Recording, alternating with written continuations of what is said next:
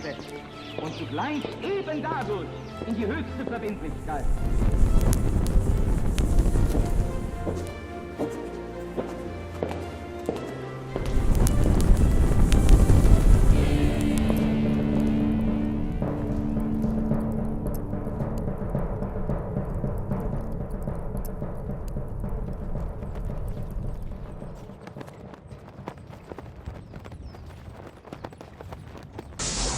Bienvenidos sean todos ustedes a esta nueva emisión de La Brújula, programa que hacemos con mucho gusto, con mucho cariño y muy cómodamente en esta que se ha vuelto de alguna manera nuestra casa, que es Conclusión TV, que siempre nos recibe, nos acobija y nos brinda su espacio, bueno, para tirar temas sobre la mesa y compartir. Pablo Dávoli me acompaña, Lucas Carena, quien les habla. Gusto en verte, ¿cómo andás? Bueno, este programa se consagra a la Virgen de Schoenstatt, siempre nos ponemos bajo su manto de protección y amparo para intercambiar estas opiniones. Sigo muy contento de esta idea de forjar una comunidad, no del anillo, aunque hoy vamos a hablar de un tema recurrente. Que está vinculado, sí. Pero sí una comunidad brujulera. Sí, la verdad que es muy auspicioso, ¿no? Es muy auspicioso que podemos darle un manto identificatorio a esta empresa. Sí, aparte lo más grato, sinceramente, es que es una iniciativa que proviene de los propios espectadores, de nuestros propios seguidores, así que la verdad que nos gratifica profundamente. Bueno, alguna vez, yo ya lo convierto en un compromiso, pero alguna vez habíamos dicho de hacer remeras. Tendríamos que hacerlas ahora que está por venir el calor, por lo menos aquí en el hemisferio sur, tendríamos que decir. Vamos a dejarle a nuestros seguidores, digamos, de este humilde espacio que nos digan si les parece que una idea plausible. Es factible, si no, la descartamos. Sí, la verdad que, bueno, es cierto, lo hemos pensado, hacer unas remeras que tengan para el nosotros. Logo de, sí, aunque sea para uso personal. Pero no es mala idea, tendríamos que retomarla, ¿no? Estaba buena, sí. Totalmente. Pablo, bueno... ¿De qué vamos a hablar hoy, Lucano? Este es un programa que siempre oscila por algunos... Entre dos mundos. Sí, oscila en algunos, sí, como en un umbral del más aquí y el más allá. No, pero siempre oscila por algunos tópicos, no por los mismos temas, pero algunos tópicos que resultan de interés de la propia crítica al pensamiento occidental, a nuestra identidad, a estos elementos identitarios que nos han forjado como una civilización, hablando de civilización occidental, y siempre es recurrente la idea de que los mitos forman parte ineludible para entender a las civilizaciones, a las culturas, y hoy queríamos traer un poco la para idea... Entendernos, claro, para entendernos a nosotros mismos, ¿no? Para entender y comprendernos, exactamente, en nuestro quehacer histórico, esta idea de la edad de hierro, de la que hemos hablado tantas veces. Ahí está, y resignar, rescatarnos de los avatares de la cotidianeidad, de una cotidianeidad problemática, pero no para evadirnos, para resignificar esa cotidianeidad y ver qué hacemos, ¿no? Y hoy para compartir era un poco hablar de las 3 etapas del viaje del héroe. El mito del héroe. El mito del héroe, las 3 etapas del ego, de superación del ego, de la mano de Joseph Campbell, ¿no? Recordémoslo, Joseph Campbell es un escritor, antropólogo y mitólogo de origen norteamericano, autor del célebre héroe de las 1000 caras, publicado por primera vez en 1949. Él nace en Nueva York en 1904, pero estudia literatura inglesa principalmente en la Universidad de Columbia y obtiene un máster en literatura medieval en 1927. Ahí se encuentra con la saga artúrica, con estas ideas... Para el contexto estadounidense una rara avis, ¿no? Contexto eminentemente moderno. Claro, o sea, él a ver, siendo de habla inglesa, por ser norteamericano, sí, optó por una línea tradicional. Con la que Estados Unidos implica una ruptura, ¿no? La propia civilización norteamericana, claro, es una suerte de ruptura. Exactamente, es decir, él va a las bases de la lengua y de la literatura inglesa y encuentra con apasionamiento algún lugar de resguardo en lo que es la saga artúrica, ¿no? El mito del rey Arturo, que es la línea también de la mitología celta, pero que se ve o que se replica en otros mitos. De hecho, él va a viajar a Europa, pero en Europa lo que conoce a Krishnamurti. ¿Ah? Y con Krishnamurti se apasiona por la filosofía y la mitología oriental. Entonces ahí tiene una fase y una etapa orientalista, muy interesante también, porque se acerca a lo que es a los Upanishad. De hecho, trabaja con Swami Nighilananda, que es un poco el que lo va a instruir en la lectura de los Upanishad y la parte mitológica de lo que es la tradición hinduista. Y hay algo como nota de color, digamos, haciendo sumariamente un recorte biográfico del autor, de Joseph Campbell.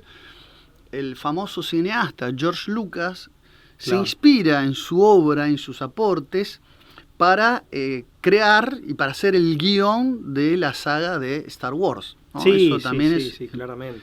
Es muy importante entender que el éxito de la Guerra de las Galaxias está basado también en saber llevar con un formato de ciencia ficción de los 80, espacial, en una atmósfera espacial y demás, sí. El mito del héroe. Porque lo que hay de trasfondo, y por eso de ahí el éxito de la saga, es el mito del héroe. El mito del héroe, digamos, bueno, hay varios elementos que son, de carácter tradicional y de carácter mítico, ¿no? Una aclaración, el mito no es pura fantasía, ¿no? En todo caso, el mito expresa de una manera... mera imaginación. Claro, el mito expresa, de una manera, digamos, alegórica, por así decir, expresa una verdad metafísica. Una verdad profunda y al mismo tiempo muy elevada, y es una manera de presentarla, ¿no? Es una manera de presentarla. Con lo cual esto también hay que decirlo porque muchas veces se habla de idea mítica pensando en una superchería. Bueno, el verdadero mito no es eso, no es una superchería, no es, como decís vos, mera imaginería, sino que en todo caso es la expresión alegórica de una verdad muy profunda que de pronto muchas veces es muy difícil de conocer o de comunicar de otra manera. Y en este sentido, en el caso del mito del héroe, si bien Campbell tiene un abordaje más bien psicoanalítico, muy interesante, con una combinación, digamos, del psicoanálisis freudiano, sí, pero también junguiano, y que creo que el aporte principal es aquí de matriz junguiana, sin ningún lugar a dudas. Sí. Hay una profundización que va mucho más allá de lo que permite el psicoanálisis freudiano. Pero lo cierto es que el mito como tal y la mitología como tal no se acota o no se agota en la mirada psicoanalítica, ¿no? Por profunda y por importante que ésta sea. Una cosa respecto del mito del héroe muy breve. El héroe siempre nos aparece, y esto tiene que ver con los diversos orígenes de los héroes, de la figura del héroe. Siempre está como entre el cielo y la tierra, entre la divinidad y lo humano, entre los hombres y los dioses, ¿no? Está como a mitad de camino. Y yo creo que traduce esta relación muchas veces tan difícil de definir entre lo humano y lo divino, ¿no? Claro. Sí. Pero sobre todas las cosas traduce esa necesidad del hombre, de lo divino, y en cierto sentido, si bien con ayuda, no vamos a caer en el pelagianismo, esta capacidad o esta posibilidad del hombre, al menos con ayuda, de acceder a lo trascendente, a lo absoluto, a lo divino, ¿no? De algún modo de ser capaz de Dios en el sentido de acceder a recontactarse con la divinidad. Insisto, con ayuda, ¿no? Para evitar las posturas simplistas que son digamos, desde la perspectiva cristiana son de tipo pelagiano. Sí. Pero el héroe en gran medida traduce eso, ¿no? Traduce ese afán de volver, de algún modo, a contactarse, a conectarse con lo divino. Sí, dos cosas. Respecto, dijiste dos cosas interesantes, no quiero perderme en una cuando hablaste de Jung. Yo identifiqué 3 tipos de influencias en la obra de Campbell. Están las psicológicas, de la mano de Otto Rank, que era de la periferia, ¿no? del padre de la psicología profunda, James Frazer, Abraham Maslow, Carl Gustav Jung y Stanislav Grof. En lo que es las referencias o influencias literarias, James Joyce lo va a marcar muchísimo, y Thomas Mann. Y en las referencias filosóficas, Federico Nietzsche, indudablemente, y Arthur Schopenhauer. Son las referencias filosóficas, literarias y psicológicas Bien, que circundan a la obra de Campbell.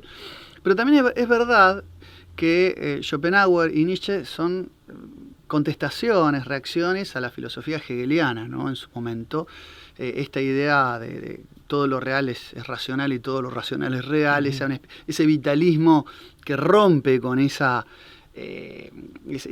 fanatismo de racionalizarlo todo, aunque también es verdad que ahora cuando veamos en qué consisten las 3 etapas del viaje del héroe, hay una suerte de dialéctica hegeliana. Sí. Se puede identificar en los 3 momentos que marcan al viaje del héroe una especie de retorno, de superación. Hay algo circular, hay un periplo. Hay un periplo, ¿no? Sí. Esto está bueno dejarlo sentado, que el héroe hace como un recorrido, ¿no? Que se repite en todos los mitos. Él claro, trató de identificar... Lo del monomito. Claro.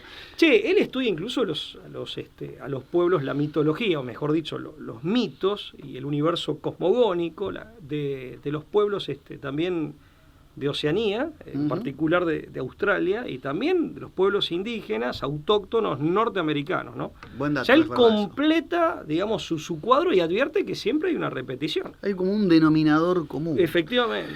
Dice Campbell, el mito es la apertura secreta a través de la cual las energías inagotables del cosmos se vierten en la manifestación de la cultura humana. Los mitos para Campbell son metáforas de la potencialidad espiritual del ser humano, dice.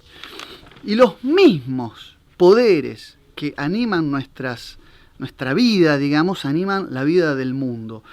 Y él dice que el territorio del mito es el territorio del inconsciente. Acá está. Pero eso es muy junguiano. Ahí está Jung. Los arquetipos. Sí, digamos, recordémoslo, Jung lo que hace es tomar la idea del inconsciente, pero en vez de reducirlo y simplificarlo a la mera manifestación de deseos de índole individual, producto de nuestras pasionalidades frustradas, lo lleva a otro ámbito donde el inconsciente es de índole general y colectivo y donde se manifiestan las voces incluso arquetípicas de nuestros antepasados. Es decir, como si las manifestaciones arquetípicas de ese inconsciente colectivo estuvieran fijadas en los mitos, en estas figuraciones, en estas metáforas que nos motivan a actuar. El mito es una expresión de esas fuerzas. Y con la que dialogamos. Si vos mirás el mundo de la tradición, existía la creencia de que en la acción individual existía también un impulso de los antepasados que estaban elevados casi al nivel de dioses, depende de las culturas de las que estemos hablando, y que eran vedores de esas acciones. Incluso nuestras acciones tenían impacto en aquellos antepasados a los que podíamos llegar a hacer caer en la ignominia si nosotros obrábamos mal o cobardemente. Esto es muy importante de entender. Se vincula, entre otras tradiciones, con la tradición... Jung le da una mirada muy desde el psicoanálisis. Pero accede a estos sectores de la realidad. Vos sabés que, sí, eso vas a Miguel Serrano se lo critica, le dice, Jung toma elementos que son profundamente mitológicos y los lleva como los pasa por agua al terreno de la psicología. Es decir, los academiza. En realidad le hace como una especie de crítica. Hace un abordaje, o si se quiere, es una perspectiva de análisis, un punto de vista, como para iniciar un análisis, pero se sumerge en eso. Hay que reconocer que el propio Miguel Serrano termina admitiendo que cuando Jung hablaba de los psicoids, el propio Jung admite que en el fondo del inconsciente colectivo, que es como una napa subterránea que tiene capas, hay una capa que es de linaje, de la propia estirpe, pero finalmente hay un inconsciente colectivo, la napa más profunda, por debajo desde ya del inconsciente individual, la capa más profunda es de la humanidad toda, pero los psicoids en definitiva son ya de orden, dice Jung, no necesariamente humano. Como que admite que en el fondo del inconsciente colectivo hay fuerzas metafísicas que ya no son puramente psíquicas o puramente humanas. Con lo cual ahí, en definitiva, Jung deja desde el psicoanálisis, pero profundiza y deja abierta la puerta para realidades que van más allá de lo que la propia psicología puede llegar a visorar por sí sola. Eso por un lado. Por otro lado, de Jung hay que destacar la sincronía, porque él descubre en este inconsciente colectivo, que tiene napas y en sus fuerzas, una suerte de ecos, tanto en el microcosmos, de ahí que él escribe Psicología y Alquimia, como en el macrocosmos. Hay una sincronía de fenómenos. Entonces el movimiento de estas fuerzas psíquicas, que son colectivas, en definitiva tienen una suerte de eco, de concomitancia con fenómenos que podemos detectar o ver. Son expresión de, claro. Claro, en la macrofísica y en la microfísica. Por eso un poco esta reivindicación que hace Jung, o esta, no sé si reivindicación, pero esta suerte de volver a traer y darle otra lectura nueva, no sé si enteramente nueva, pero nueva para el hombre moderno, de la astrología tradicional y de la alquimia, ¿no? La astrología referida al macrocosmos, a la macrofísica, a los grandes cuerpos, y la microfísica a los pequeños cuerpos, los pequeños corpúsculos de materia. Bueno, esto es como para presentar muy brutalmente a Jung, ¿no? Sí, tal cual. Bueno, esto inspira a Campbell, indudablemente. Esto aparte tiene una amplitud de miras, Lucas. Por supuesto. Es decir, Campbell, sobre la base de esta idea, fuerza que vos recién explicaste con enjundia y con completitud, y habiendo viajado y navegado por la literatura y reconstruido los antiguos mitos, trata de extraer, ¿no?, como si de un colador se tratara, de purificar, de depurar ese arquetipo mitológico común, y llega a la conclusión, cuando hablamos de denominadores, de que todos los mitos del mundo antiguo giran en torno al descubrimiento de uno mismo. Esto es lo que dice es el camino del héroe, ¿no? Es un camino de superación, que él distingue en 3 etapas en todos estos mitos heroicos. Si te parece, las recorremos junto con Campbell. La primera etapa es la separación, es el llamado a la aventura, implica un riesgo, un adentrarse en el peligro, en lo desconocido. Es decir, la aventura de nuestras vidas implica siempre dar un paso más allá de lo conocido para adentrarnos en lo desconocido.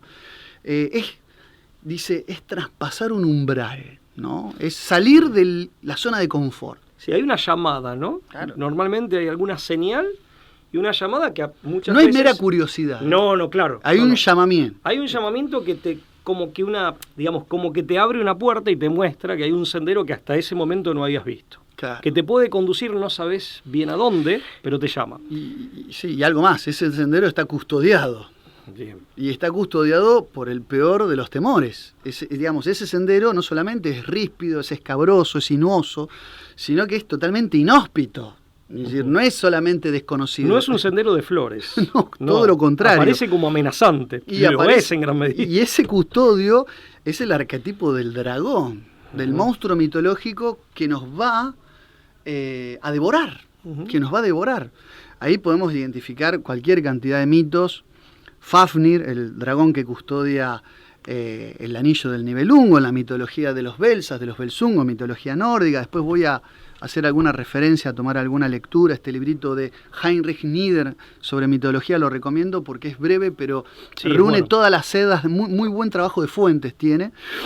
La idea del dragón que custodia al vellocino de oro, con el que se enfrenta a Jasón. También hay una especie de serpiente que custodia el tesoro más sagrado, que esto ya es mitología griega, ¿no?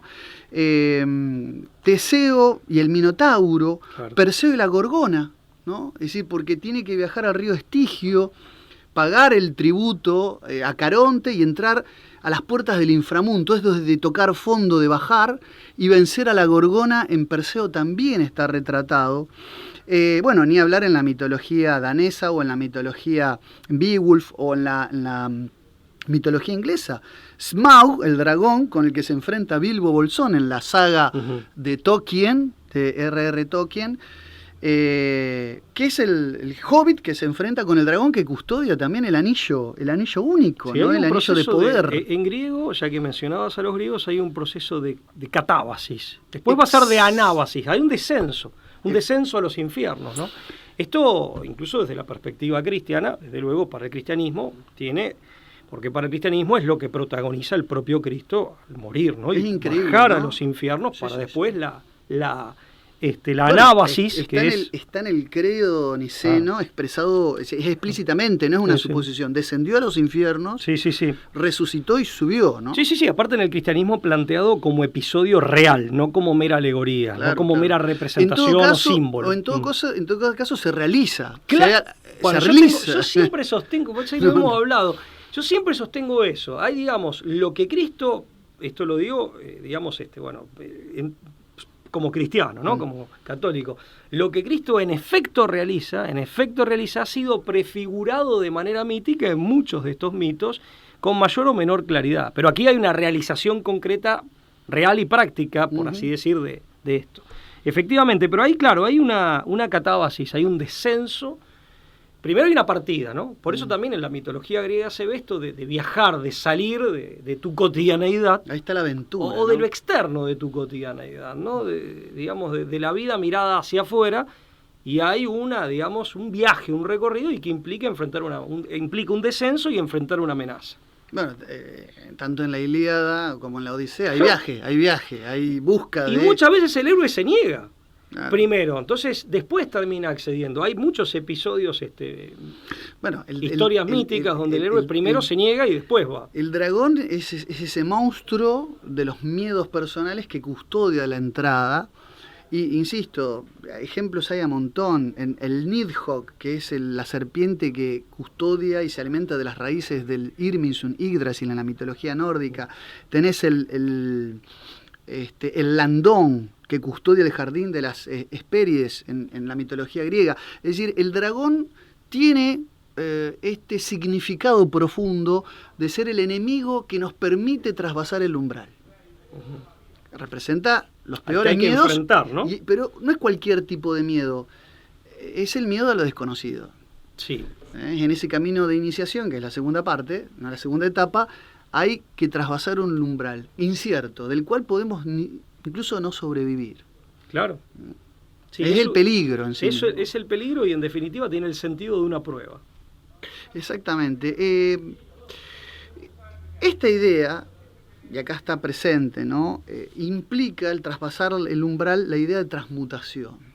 Bueno, porque está la idea también de, reinterpretándolo, está la idea de morir, ¿no? De enfrentar la propia muerte. Claro. Y atravesar el umbral de la propia muerte para lograr después, en definitiva, o la resurrección, o la transmutación, o el acceso a la inmortalidad, el pase a la inmortalidad. Ahí donde el héroe resulta victorioso frente al dragón, renace, pero renace distinto. Por eso en transmutación, eso es la segunda etapa del camino del héroe, que es la iniciación. Dice Campbell, el héroe supera la prueba y se sume en la oscuridad, pero luego viene un estado de purificación del yo, hay un renacimiento.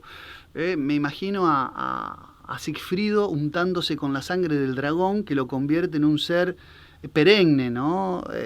Inmarcesible, claro. Excepto por la hoja de tilo que cae en su espalda, a partir de la cual después Hagen lo termina apuñalando por la espalda. Pero digo, esto de caer, tocar fondo para renacer. Yo cuando leía esto de pelear con tu propio miedo para renacer convertido, a mí me gusta mucho, ¿no? La saga del Hobbit, del Señor de los Anillos, y pensaba en Gandalf cuando se enfrenta al Balrog. El Balrog era un demonio antiguo, pero lo que no te muestran las películas, que están muy bien hechas, pero por una cuestión de extensión, es que el Balrog era un Maiar. El Balrog, su enemigo, era de su misma raza, de la misma raza de Saruman y de Gandalf, pero que se había pervertido. Claro, es decir, estaba corrompido. Todos los personajes malignos son la corrupción de lo mejor. El orco es la corrupción del elfo. Bueno, pero me explico, digamos, el Gollum es la corrupción del hobbit y el Balrog es la corrupción del Maiar, que es el mago.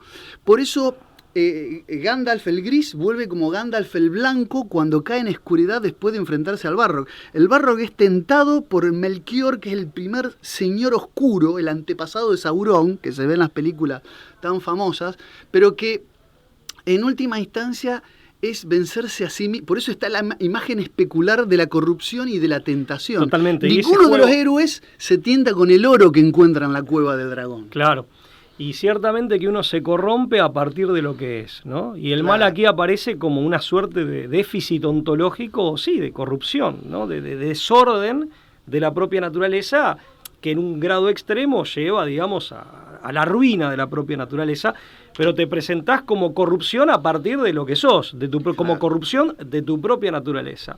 Eso es interesante porque aparte coincide perfectamente con, digamos, con las tesis cristianas, fundamentalmente de Agustín de Hipona, sobre lo que es el mal, ¿no? En definitiva, Bueno, claro. vos sabés que esa cuestión Sobre de la naturaleza del mal. Este parangón entre el cristianismo y los mitos, justamente acá yo marqué, ¿te acordás cuando hablamos del Leviatán? En definitiva, los demonios son ángeles corrompidos. Claro. Vos fíjate, acá vuelvo al librito de mitología nórdica, marqué una parte cuando habla del dragón, habla de Jormungandr, que es la serpiente del Midgard, que también es un dragón, que se enfrenta con Thor, ¿no? Dice, tenemos ya algunas nociones sobre la serpiente Midgard, o serpiente del mundo, y en ella reconocemos al gran mar tumultuoso. Thor luchó con ella, la pescó con un anzuelo. Me hace acordar a la pesca del Leviatán que analizamos hace poco, ¿no? Desde una perspectiva cristiana. La pescó con el anzuelo, pero no llegó a matarla. Que el anzuelo, perdón, desde la perspectiva cristiana es la cruz de Cristo. Exactamente. Con la que pesca cuando baja a los infiernos. Se me vino esta imagen arquetípica. Recordamos también cómo Thor trató de levantarla bajo la forma de un gato. Esto también tiene una simbología. En el norte abundan las historias que se refieren a la serpiente del mar, y no son más que variantes del mito original de las Edas. Odín las precipitó al mar, donde morará hasta que sea vencida por Thor en el Ragnarok, que es la batalla final del fin de los mundos. Sí, ¿viste cuántos elementos? La coincidencia de la simbología es increíble, Es increíble, ¿no? Sí, el mar como el ámbito de las fuerzas ínferas. Eso lo hemos hablado en otros programas. Un mar turbulento, claro, ¿no? Sí. Agitado. Es muy interesante. Vos sabés que muchas veces se presenta este descenso, por ejemplo, en las historias donde te come una ballena, ¿no? Claro. Donde sos engullido por la ballena y finalmente, digamos, salís de ahí victorioso, ¿no? Pero está incluso en la Biblia, en la historia de Jonás, ¿no? Pero no es el único texto sagrado en donde aparece una historia de este tipo. Bueno, cuando la búsqueda del héroe ha sido cumplida, recibe el elixir, esto que decías vos, de ser imperecedero. Alcanza este estatus casi el nivel de dios o semidios que vos referías, ¿no? Obviamente va cambiando según el relato mítico, según el mito en particular, pero puede ser una resurrección. Claro. Puede ser una resurrección, digamos, obtener la inmortalidad, no, digamos, no haber muerto, pero sí transmutarse, transfigurarse y transfigurarse en inmortal, es decir, ganar la inmortalidad, pasar a la inmortalidad. En Sigfrido está el Tángel, el yelmo mágico, que te permite la transmutación, convertirte en otras cosas. Y aparte, claro, totalmente, que fíjate que coincide incluso con el texto evangélico, que insisto, desde la perspectiva cristiana, esto no es mero mito, sino que es algo episódico real, en donde esos mitos han prefigurado de alguna manera lo que termina sucediendo con la persona de Jesucristo, que justamente muchas veces el rostro no era reconocido, a veces sí, atravesaba las paredes, pero al mismo tiempo lo podían tocar. O sea, hay una transfiguración y transmutación incluso de la corporeidad de Cristo, ¿no? Pero bueno, hay un montón de referencias que siempre van en ese sentido. Y una cosa, un dato interesante es que esa, si no resurrección, transmutación, o al menos renacimiento, esto de nacer de nuevo, fíjate que en la India antigua, en la India del Punjab, aparecía en la India aria como el Aryaman era en definitiva el nacido dos veces, claro, ¿no? El renacido o el nacido dos veces a través de un proceso de iniciación. Y para los cánticos católicos fundamentalmente, pero no solo católicos, aunque sí cristianos en general, toda esta idea de ser semilla y que el grano de trigo muera para convertirse en pan, pero tiene que morir, pasa por la muerte, es enterrado para finalmente florecer y dar fruto y convertirse en pan. Hay cuánto que hay para Claro, o sea, uno empieza a ver concomitancias y es increíble. Podríamos estar hasta mañana, pero es muy interesante, es muy interesante. Este es el trabajo que hizo Campbell. Exploró y empezó a ver cómo se repetía, ¿no? Se reiteraba un arquetipo, ¿no? Que él llama el monotipo, justamente por eso. El monotipo, porque empieza a advertir las similitudes o que hay en la base, un elemento común a todos. Llegamos a la tercera etapa. La tercera etapa del héroe es el retorno. El retorno, que es el héroe que comienza ahora el trabajo de traer las runas de la sabiduría, dice. O los símbolos. Puede ser las runas de la sabiduría en el caso, o el vellocino de oro, que tiene que por ejemplo, Jasón tiene que volver de la Cólquida, de Colcos, tiene que volver a su Yolcos natal para reclamar el trono, porque él logró vencer sus temores y tiene que volver, o el regreso esto es Campbell, con la princesa durmiente, de regreso al reino de la humanidad. Dice, donde la bendición puede redundar en la restauración trascendental de la sociedad y la renovación de la humanidad. Dice, la vuelta a casa es la prueba final del héroe porque debe despertar a los dormidos y sacarlos de su estado de comodidad. El héroe viene acá como a terminar de cumplir con su misión, si no queda inacabada, si no regresa. Ahora, ese regreso no es fácil, ¿eh? Pensaba en la alegoría de la caverna yo. Tal cual, increíble. Vos sabés que yo te lo iba a decir. Y no solo no es fácil, es casi imposible volver a la caverna y convencerlos. Porque hay mucho que aparece también en los evangelios. Se me ocurren dos, por lo menos el episodio en donde una vez que se logra, digamos, esta iniciación o esta epifanía, esta revelación y lograr superar la prueba, ¿sabés? Un episodio evangélico que yo lo relaciono con esta comodidad, este bienestar, cuando se produce la transfiguración de Cristo, que finalmente aparecen, los profetas, aparecen los dos profetas y las dos figuras antiguo testamentarias, que los apóstoles que estaban con Cristo dicen, Señor, qué bien que estamos acá. Esa expresión. Claro. Esto pasa mucho, y en la alegoría de la caverna está, cuando logra salir de la caverna, aquel que ha despertado, que ha logrado ver la realidad tal como es, ha logrado la teoría en griego, que es la contemplación de la verdad. Primero le arden los ojos, finalmente ha logrado ver la realidad de las cosas tal como son, que en definitiva están en la mente de Dios, son realidades en el fondo más divinas que mundanas y más que humanas, en este topos uranos, el mundo de las ideas, pero en definitiva el tipo ahí ya está cómodo. Y tiene que regresar. O sea, yo me acordaba de eso. Y tiene que regresar y volver hacia adentro de la caverna, la oscuridad de la caverna, aunque ahora portando la luz, esa luz que ha logrado adquirir. Del triunfo, claro. Pero tiene que salir de un lugar donde está cómodo. Bueno, si no, su misión está inacabada. A Odiseo lo mantiene vivo la posibilidad de volver, ¿no? A su pequeña isla, a su pequeña patria, encontrarse con Penélope, con Telémaco, su hijo, cuando los galanes conspiran contra ellos para quedarse con los usurpadores. ¿No? Y él viene a ordenar, él viene a poner orden, él viene a reclamar lo que es suyo. ¿No? Ítaca es el reino de Ulises, el reino de Odiseo. Y es un viaje de retorno, es una vuelta a la raíz, pero ahora transformado, ¿no? De hecho, la transmutación en Odiseo, él aparece como un viejito, nadie lo reconoce, y planifica su venganza contra los galanes de manera sigilosa, subrepticia, paulatina, hasta que el héroe se revela al final, ¿no? Sí. Se revela porque era el único que podía tensar su arco. Nadie podía tensar el arco de Ulises como él lo hacía. Sí. Y cuando él se revela, imparte justicia. Me hace acordar un poco al Cristo justiciero, ¿no? Lo de la justicia, claro, porque vuelve a trasladar al mundo, vuelve a traer con esa luz, que es la luz de la sabiduría, en definitiva, en términos ya más platónicos, es la luz de la sabiduría, trae al mundo en definitiva esa luz, y esa luz en el campo social, en el campo político, se traduce, y esa salvación de la sabiduría en el campo social, histórico, político y jurídico se traduce en hacer justicia, subsanando las injusticias y castigando a los malhechores, o castigando a los tiranos, que son los principales malhechores, ¿no?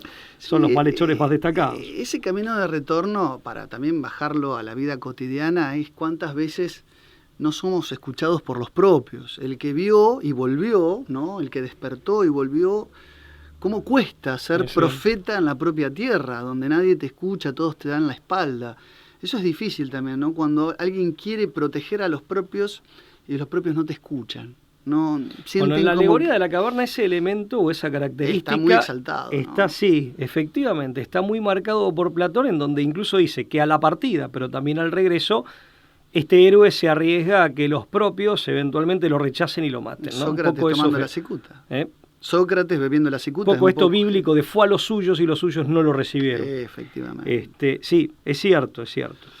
Efectivamente. Pero su misión queda inconclusa, ¿no? Si no retorna y si no tiene este segundo acto, en definitiva, de arrojo y también de entrega, en este caso a sus semejantes, o al resto de los hombres, o a su pueblo, esa misión queda inacabada. Tiene que volver. Y esto le implica un pesar, un riesgo, pero lo tiene que hacer para completar su misión. Bueno, con el poco tiempo que nos brinda, hemos hecho un poco el recorrido. Hicimos el recorrido del héroe en compañía de ustedes, pero también para no solamente quedarnos en la parte filosófica, metafísica de esto, sino para la aplicación práctica de entender el riesgo, dice Campbell, dice: la cueva a la que te da miedo entrar contiene el tesoro que buscas. Es decir, también claro, el autoconocimiento, creo que cada uno tiene que hacer de esto, es un poco un viaje del héroe. Creo que en el fondo el descubrimiento y la lucha con nuestras propias oscuridades, con nuestras propias sombras, es lo que todos en algún momento de nuestras vidas creo que debemos emprender y lograr. Sí, el dragón que está dentro nuestro, pero en definitiva que está dentro nuestro como aquello que nos disminuye, como aquello que nos afea o que nos limita. Nuestra versión corrupta, ¿no? Efectivamente, que es un nuestro factor tal cual, es un factor de corrupción que no forma, que en rigor de verdad no forma parte, al menos desde la perspectiva, digamos, más cristiana y más clásica, no forma parte de nosotros mismos, pero está en nosotros mismos, y por eso justamente, y su gran engaño es hacernos pensar que la planificación del yo se relaciona con el egoísmo, cuando en rigor de verdad la plenitud del yo solo se logra en este elemento que vos decías, que es, o en esta actitud que vos señalabas, que es la del héroe, de renunciar a todo egoísmo, y ahí es donde se entiende, o es una manera de entender claramente aquella expresión de Jesucristo de que quien quiera salvar su vida la perderá, y que quien esté dispuesto a perderla o quiera perderla, la ganará, ¿no? Y también expresado, por ejemplo, en eso de negarse a sí mismo, ¿no? Negarse a sí mismo, que tiene que ver en definitiva con, también trabajado muy bien por San Agustín, pero bueno, que tiene que ver con justamente renunciar a todo egoísmo. Y en esa donación de sí por amor es donde está la clave de la eternidad y de la plenitud del yo, de la inmortalidad, quiero decir, y de la perfección y la plenitud del yo. Pablo, espero que algo de todo esto que hemos dicho que bueno, espero que y rinda fruto. Sí, pero esto, aparte, estos mitos tienen un profundo impacto en el fondo, incluso lo del héroe, después lo podemos analizar, pero más allá de toda esta, de todo este zambullirse en el tema y dar una mirada más psicoanalítica, religiosa, filosófica, pero incluso tiene consecuencias teóricas y también prácticas de orden político. O sea, trabajar el tema del mito del héroe, digamos, y cómo este mito tiene una incidencia política a lo largo de la historia, concreta en episodios políticos que han torcido el rumbo de la historia, que han hecho que de pronto aparezcan grandes líderes y que acaudillen a pueblos que de pronto se ven esta idea también de despertarse de un letargo o de romper cadenas, que también está en la alegoría de las cavernas. O sea, este hombre vuelve a liberar, y por eso se convierte, en el rey filósofo, que primero es filósofo antes que rey. Primero accede a la sabiduría, se entrega a la sabiduría, se entrega a su pueblo y después conduce, es un conductor de hombres. ¿De qué hombres? De los de su propio pueblo. Efectivamente. De sus hermanos de comunidad. Bregamos entonces para que las juventudes y las nuevas generaciones de entre ellos tengamos nuevos héroes capaces de conducir y de conducirnos por el buen camino. Así que damos por hoy concluida nuestra sesión y les agradecemos a todos por la paciencia y por estar por del otro lado, por estar siempre ahí acompañándonos. Para nosotros es muchas muy grato. Gracias, será un gusto. Lucas, nos vemos. Hasta la próxima.